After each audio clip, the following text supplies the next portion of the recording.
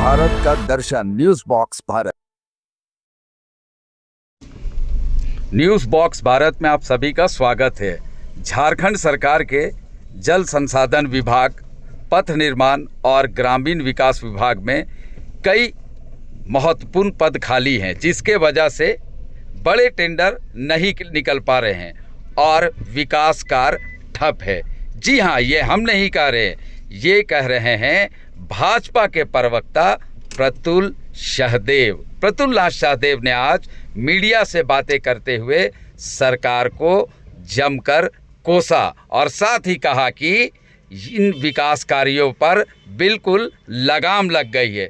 साथ ही उन्होंने सरकार को कहा कि जो अभी सावन का महीना चल रहा है उसमें भी सरकार श्रद्धालुओं से टैक्स वसूल रही है। तो चलिए सुनते हैं कि भाजपा प्रवक्ता क्या कुछ कह रहे हैं। देखिए, झारखंड सरकार 5.5 पौने 6 वर्ष का कार्यकाल लगातार पूरा करने जा रही है और पहले इन्होंने बहाना बनाया था कि कोविड का समय है, कुछ काम नहीं हो रहा। हालांकि मुख्यमंत्री जी के लिए गाड़ियां बदलती गई, मर्सिडीज से BMW से रेंज रोवर तक तो गाड़ियों का सफर तय करते रहे, उसमें विकास कार्य नहीं रुका। मुख्यमंत्री जी ने माइनिंग लीज खुद के नाम पे ले लिया, अपनी साली के नाम पर दे दिया, अपनी पत्नी के नाम पर भी लैंड लीज दे दिया। उसमें विकास कार्य कोरोना से कोई मतलब नहीं हुआ, लेकिन विकास जो अंतिम पायदान पर खड़े व्यक्ति के लिए होना था, यहाँ के आदिवासी मूलवासी के लिए, वो नहीं हुआ। इस बार मुख्यमंत्री जी बड़े मैंडेट के साथ आए, उनके मैंडेट को हम लोगों ने सहर्ष स्वीकार किया और कहा कि हर एक जो उनका सकारात्मक सहयोग होगा सरकार को, वो हम करेंगे। लेकिन इस सरकार का विकास के प्रति, विकास योजनाओं के प्रति क्या नजरिया है, अगले 5-7 मिनटों में आपको स्पष्ट हो जाएगा कि विकास और यहाँ का इंफ्रास्ट्रक्चर डेवलपमेंट इस सरकार के एजेंडा में ही नहीं है। देखिए, एक तो इस सरकार ने बहुत सारे संवैधानिक पदों को खाली करके रखा है। हमारे प्रतिपक्ष के नेता माननीय बाबूलाल मरांडी जी, प्रदेश अध्यक्ष जो भी है, उन्होंने भी कई बार ये चीज को बताया, लोकायुक्त, सूचना आयोग, मानवाधिकार आयोग, महिला आयोग, कहीं नियुक्ति नहीं है। लेकिन बात सिर्फ संवैधानिक पदों पर नहीं रुकती है। विकास कार्य करने वाले जितने महत्वपूर्ण विभाग हैं, उसमें जो की पोस्ट होते हैं वो महीनों से रिक्त हैं, जिसके कारण कई 100 करोड़ टेंडर का निष्पादन नहीं हो पाया है। जो विकास योजना है वो आशा देख रहे, बाट देख रहे हैं कब उनका डिस्पोजल होगा, लेकिन इन की पोस्ट पे ये लोगों की नियुक्ति नहीं हुई है, जिसके कारण ये विकास नहीं हो पा रहा। अब मैं आपको बताता हूँ किन किन पदों पर नियुक्ति नहीं हुई है। अब आप बताएं, जल संसाधन, पथ निर्माण और ग्रामीण कार्य विकास विभाग, ग्रामीण कार्य विभाग की आपको हम रियलिटी चेक करते हैं। देखिए, बड़े टेंडरों पर रोक लगी हुई है क्योंकि महत्वपूर्ण पद खाली हैं। पहले आपको ये समझना होगा कि 5 करोड़ रुपए तक का टेंडर जो है वो चीफ इंजीनियर डिस्पोज करते हैं और 5 करोड़ से ऊपर का जो टेंडर होता है उसको इंजीनियर इन चीफ की अध्यक्षता में एक कमेटी बनती है, जिसमें चीफ इंजीनियर होते हैं, संबंधित वित्त पदाधिकारी होते हैं, ये तमाम लोग होते हैं, इनकी संयुक्त कमेटी होती है। लेकिन अब आप देखिए, 5 करोड़ से ऊपर की योजनाओं का डिस्पोजल ही नहीं हो पा रहा। शुरुआत करते हैं पथ निर्माण विभाग से। यहां अभियंता प्रमुख का जो पद है वो लंबे समय से रिक्त है, जिसके कारण 5 करोड़ से ऊपर की कोई भी योजना को स्वीकृति नहीं मिल रही है। जब पथ निर्माण एक तरफ national highway authorities of India हर एक दिन रिकॉर्ड संख्या में किलोमीटर में सड़कें बना रही है, लेकिन पथ निर्माण विभाग में अभियंता प्रमुख का पद लंबे समय से रिक्त है। और मैं आपको बता चुका हूं, 5 करोड़ से ऊपर का कोई भी टेंडर डिस्पोजल के लिए जो कमेटी होती है वो चीफ इंजीनियर के लेवल से डिस्पोज नहीं हो सकता, उसके लिए कमेटी होती है। एक पथ निर्माण विभाग जो इंफ्रास्ट्रक्चर, जो पूरे झारखंड के सड़क के नेटवर्क को मजबूत करता है, उसका जो इंजीनियर इन चीफ का पद है लंबे समय से रिक्त है।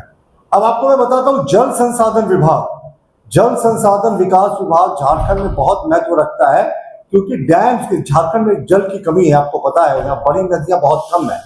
तो जो यहाँ पर नहरें बननी चाहिए, छोटे चेक डैम्स बनने चाहिए, डैम्स बनने चाहिए।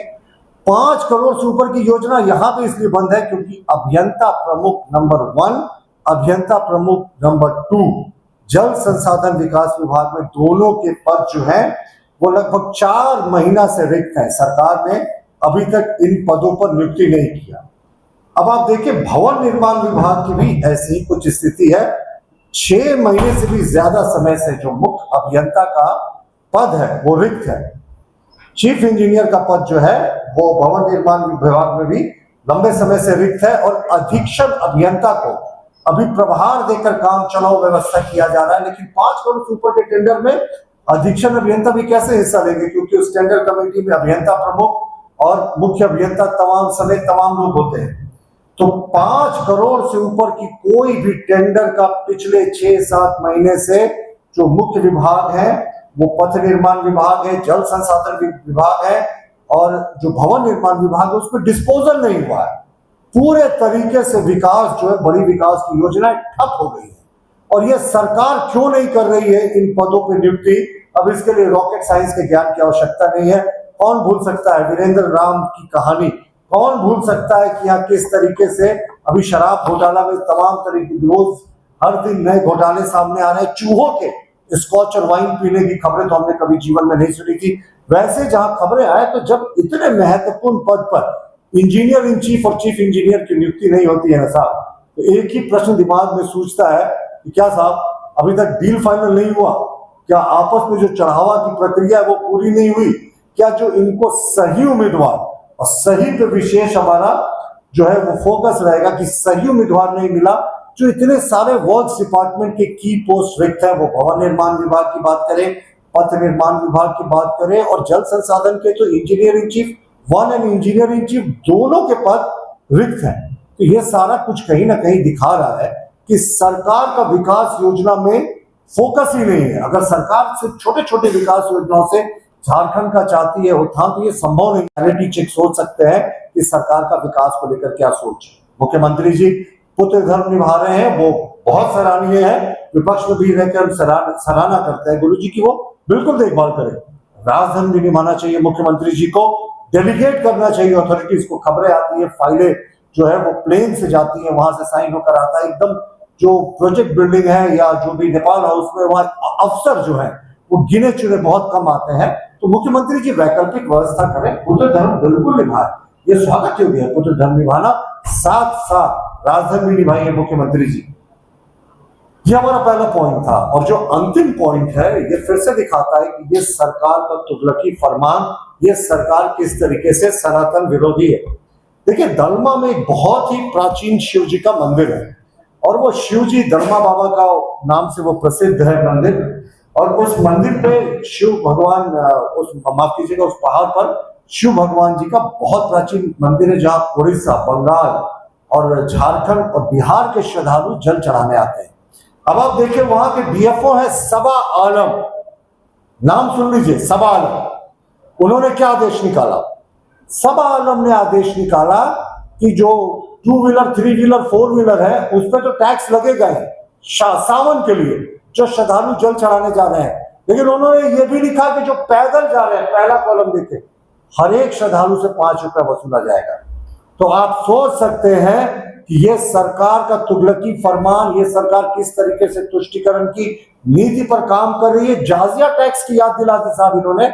औरंगजेब के समय जो हिंदू श्रद्धालुओं पर लगता था, जो तीर्थ यात्रा करने जाते थे, अब साहब शिव जी पर कोई पैदल जल चढ़ाने जा रहा है, आप उससे भी पैसे वसूल रहे हैं।